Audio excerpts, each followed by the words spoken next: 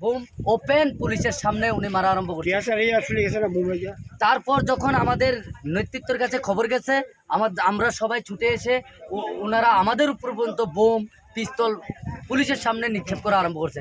তারপর আমাদের এই যারা এডিসি আমাদের যে বোবাগ্রা রইলেন যে থানচা, আমরা কিছুতেই এই তোফাজ্জলের মিশনকে আমরা সাকসেস হতে দিচ্ছি না। আমরা সবাই এককভাবে প্রতিবাদ করে ওনাকে যেই ছাপ্পা বোর্ডের বিধায়ক ওনাকে শিক্ষা দিয়েছে এডিসিতে ছাপ্পা চলবে না, এডিসিতে শান্তি পরিবেশের ভোট চলছে। ওনারও বিজিবির এজেন্টও আছে, ত্রিপুরামুতার এজেন্ট আছে, কেন উনি এখানে এসে বোমাবাজি করে চেষ্টা করছে? আপনারা কি এই বিষয়ে কারণে হামলা করেছেন? আমরা এখনো মামলা করি না, এখনো আমরা এই জায়গাতেই রয়েছি। আমাদের প্রার্থীকে আমরা এই বিষয়টা জানিয়েছি, আমাদের ইলেকশন যিনি এজেন্ট রয়েছেন উনিও এসেছে। আমরা এখান থেকে গিয়ে আমাদের একজন ইনজুরি হয়েছেন, বিশ্বরঞ্জ হসপিটালে আছেন।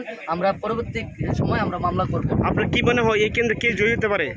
আমরা কে জয় হবে না এটি 100% আমাদের যে মানে থানচার, আমরা থানচার পক্ষেই ভোট হবে। এই জন্যই তো তোফাজ্জলের যে ছাপ্পা বোর্ডের ইতিহাস, এখানে যে উনি নীল হবে, এই জন্যই তো বোমাবাজি কিসের জন্য? আপনারা কি দেখছেন?